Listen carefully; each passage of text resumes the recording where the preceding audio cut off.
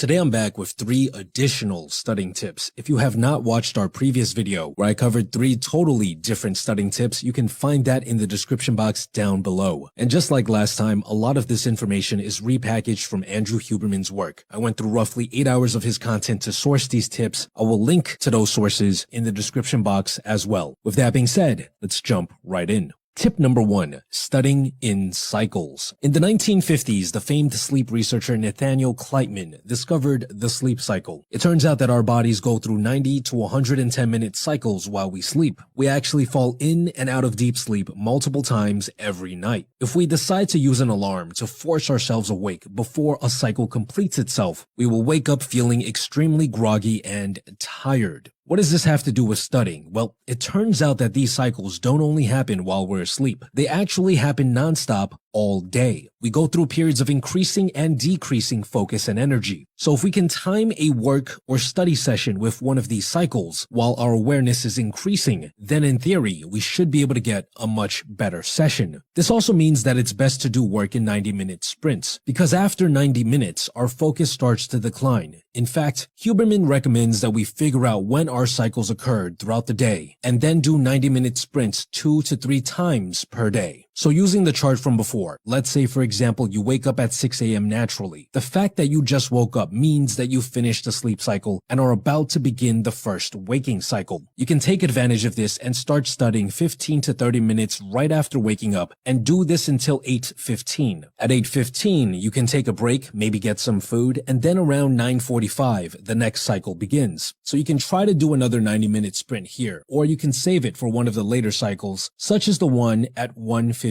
p.m. It's important to keep in mind that everyone's body is different, so the timing and also the length of your cycles may vary widely, which is why I suggest you spend a day or two figuring out when your cycles start and end, and also which cycles you like to work in the most. Now, what you do during the non-work cycles is also extremely important. We will cover that in the next tip, but before we move on to the next tip, I'd like to thank Philo, who are the sponsors of today's video. Philo is the world's first live instant tutoring platform. This application connects students to a tutor live for a one-on-one learning session within 60 seconds. And tutors are available 24/7, and all of them are highly qualified subject matter experts in math, science, English, social sciences, and even programming. And because the sessions are all one-on-one, they can give you a customizable experience to suit your needs. They can help you with homework, revise essays, review your notes, and even exam preparation. They can help you with the SATs, ACTs, and many of the other popular exams around the world. You can make your learning effective by jumping on a quick session with a tutor and having them help you out with whatever problem you are stuck on. So download Philo today by clicking on the link in the description box down below.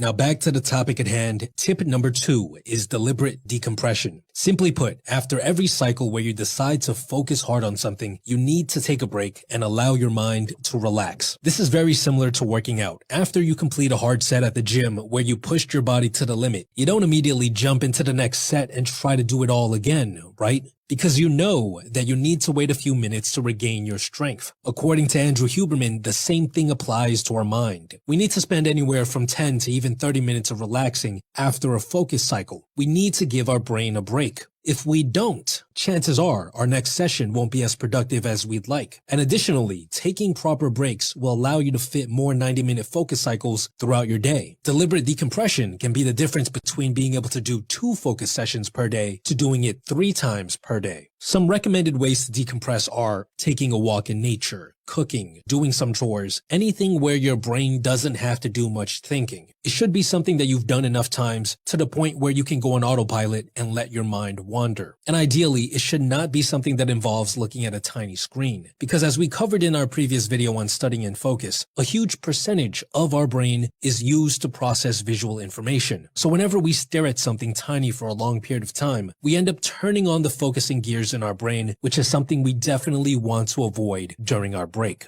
The third and final tip is meditation. Using the analogy from before of working out, where you are training your physical cells to form stronger connections, the same thing happens in our brain with certain neural pathways. We know the more times a neural pathway is activated, the stronger the connection becomes. And this applies to focus as well, which is why it's a good idea to pick up a habit of meditation if you feel like you are someone who is unable to focus even during the optimal 90-minute cycles throughout the day. Huberman suggests practicing a simple mindfulness meditation meditation technique, which I covered before in a previous video that I will link to in the description box below. Studies have found that doing this form of meditation for at least 13 minutes per session can drastically improve your ability to focus after just a few months. Now, I know that meditation is one of the hardest habits to stick to, so here's an additional tip that can really help those of you struggling with it. Instead of trying to meditate every day, you can do it just 3 to 5 times a week, similar to how people approach their fitness habits. This way you can pick days where you have enough free time and stress less if you do end up missing a day or two, because you can always push it to another day of the week. I hope these 3 tips helped you out. If you're looking for some more tips, make sure to watch the previous video I had on studying. Besides that, guys, stay tuned.